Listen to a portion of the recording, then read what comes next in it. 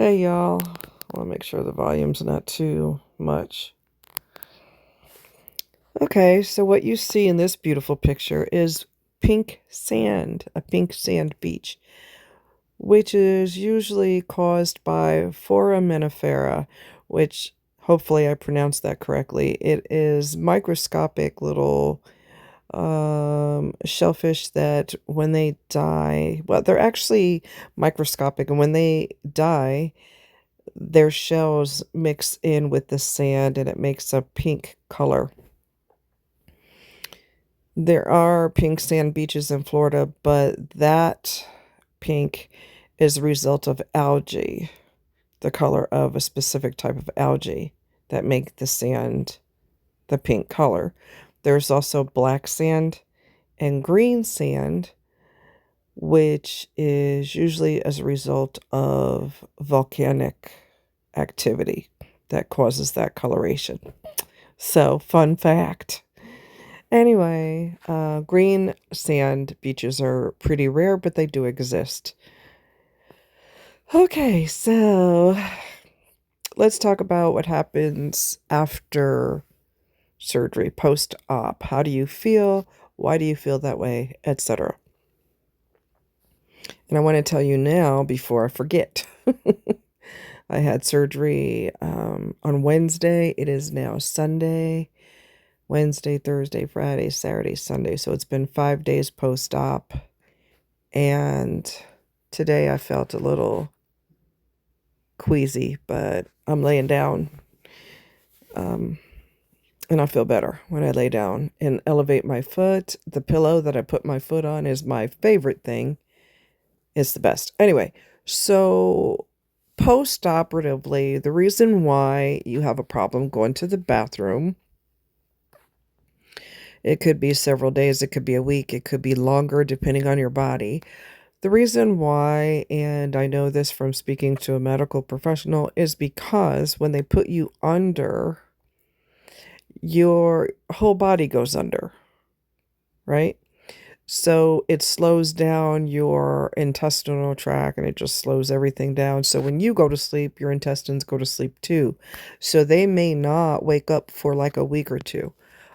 If you are, and I've said this before and I cannot emphasize it enough, if you are on heavy duty pain meds, like I am on oxycodone, for example, you need to be, they give you a stool softener, but I don't really think it does much. So I also do Miralax.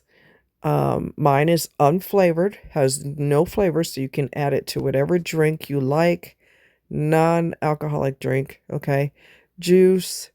I put mine in tea, sweet tea, and I mix it up in there and I don't taste it, so it's beautiful.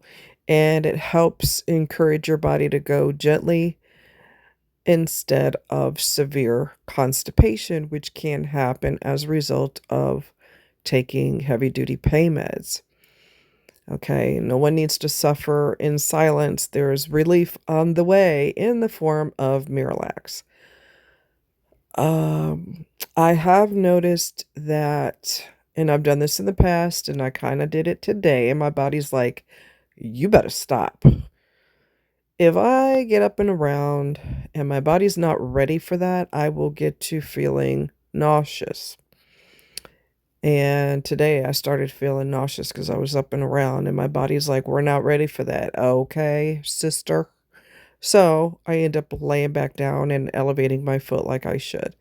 If you act like you haven't had surgery and you bouncing all over the place, your body could easily give you the smackdown and tell you to be still. Uh, what else? So you could feel queasy, you could feel a little bit weak, you could feel um, just not 100% because going under, I love going under. It's the best sleep you'll ever have in your life. But your body has to acclimate to that, you know, being exposed to the propofol, it does, which is what, medical professionals call it milk of amnesia. Okay. Uh, Your body will tell you if enough is enough. Now, if you're one of the lucky ones and you could have surgery on a Monday and Tuesday you could do cartwheels, well, have at it, good for you. But that's not everybody's reality, okay? Your body's warning you, hey, hey, hey, hey, stop. You know what I mean? So it's to your best interest to behave yourself. Um, what else? That's the main thing. Make sure you take Miralax. Make sure you take your medicine on time. Make sure that you put an alarm on your phone. Ooh, I forgot to put an alarm on my phone. Oh, crud. I have a ballpark of when I'm due for the next one. I forgot to put an alarm on my phone, but I got a ballpark when I'm due. Um, I think one of the easiest surgeries I've had was the gallbladder removal. And the very next day, I was bouncing around doing everything. And I remember my friend saying, "You acted like you didn't have surgery yesterday." I felt great. I felt fine. So they did it on a Sunday. Ow, ow, ow. My foot's mad at me. Okay. All right. I hear you. Um, my friend told another friend they did it on a Sunday. They did her surgery on a Sunday. They don't do that. Well, they did with me. And I think I asked my doctor why, my primary doctor, why did they do it on Sunday? He said because they're easy to do. They can do it with one hand tied behind their back. So they figured they would just get it knocked out and be done with it. The resident or intern, whatever he is, he said that I wasn't going to have surgery. Well, thank God, the doctor over his training said differently because I was feeling miserable for months and months. I just didn't feel 100%. My back was killing me, absolutely killing me. All right. And he's like, well, everybody has gallstones. I have gallstones. Dr. So and so over here. He was really cocky and full of himself. Okay, which means he should not be a doctor. But he will get a smackdown from his supervisor often enough that hopefully it wakes him up and gets him out of his egotistical attitude. So his supervisor, the doctor, came in. Like I said, the doctor that he's training under said, how long have you been having these symptoms? I said, for months. And he asked me a couple more questions. I can't remember what they were. I showed him on my body where the pain was. I had pain, not only severe pain in my back, but this is going to sound weird, but right where my pubic bone is, I felt pain. And I showed him. I put my fingers there and I said, right here, I feel pain too. And he nodded his head. He said, okay, we will schedule you for surgery. It'll be next Tuesday. And I'm sure Mr. Arrogant Boy was not real thrilled about it because he made up his mind that I wasn't going to have surgery. And then you think about, if this is my new normal, feeling miserable for months and months and months, this is my new normal? That's not going to work too well. So thank God his doctor, I mean, you know what I mean, his supervisor above him had more sense than him. Don't let your ego take you too far with this, okay? Don't. God, I can't stand that egotistical, cocky attitude. Anyway, thankfully his supervisor had more brains than him. And they scheduled me the next week and the nightmare was finally over. Mm, wow, that was a nightmare from hell. God, that was bad. I had a gallbladder attack when I was in the hospital because they were finishing up doing the series of x-rays. This was my last x-rays when I broke my foot, or when I broke my leg, I should say. And I broke out in a sweat like I had just came out of the shower and I just felt real bad. And I said, can I sit down? Which I should have been able to sit down because I wasn't feeling well. And I just hit fast. And I said, can I sit down? He said, just let me do one more x-ray, just one more x-ray. And he did it. And I felt terrible. The nausea hit me like a freight train. I need to lay down. I'm breaking out in a sweat. And they are like, oh my God, what do you need? And I said, I just need juice and something to nibble on. And can we get you water? I said, no, I need juice. Your body will make it crystal clear what you need. There won't be a question. It'll tell you. And if somebody wants to give you something different, your body is like, what did I tell you? Okay. Your body makes it crystal clear what it needs. It's not going to be a question. It's not a gray area. This is what it wants. And I'm going to give it what it wants so I can stop being in hell. Anyway, so I've been laying down since surgery, off and on. I did get up and around a little bit today, and my body said, not yet. Okay. I did do my freedom leg a couple of times so I could relearn how to walk with it. Um, I do have to wear a boot, a cam boot. And thankfully, I have a new one because my other one is beat up. I've had it for a couple years and it is beat down. And I was in need of a new one. So thankfully, I do have a new one. Thankfully. I do have an ice chest. They did not give me one this time. Thank God I found the lid for my previous ice chest. And thank God, because that is the best thing ever. So I'll alternate between gel that I keep in the freezer, and it's specifically for your foot. It's got straps attached to it. You put the whole thing in the freezer. You need something on, whether it's I've got an ace bandage, or it's kind of like, it's just surgical bandages that can't come off right now. And I just wrap the gel around it, around my foot, and it works well to cool the foot off, to get the swelling down. The ice chest is amazing. I couldn't find the lid, and I'm like, oh my God, where's the lid? I finally found it. I did a prayer. Prayers work, my darlings. Prayers work. I said, God, please help me find the lid. And I saw the lid. I was just laying down and I happened to see it, and I'm scrunching my face like, is that what I think it is? Oh my God, there's my lid.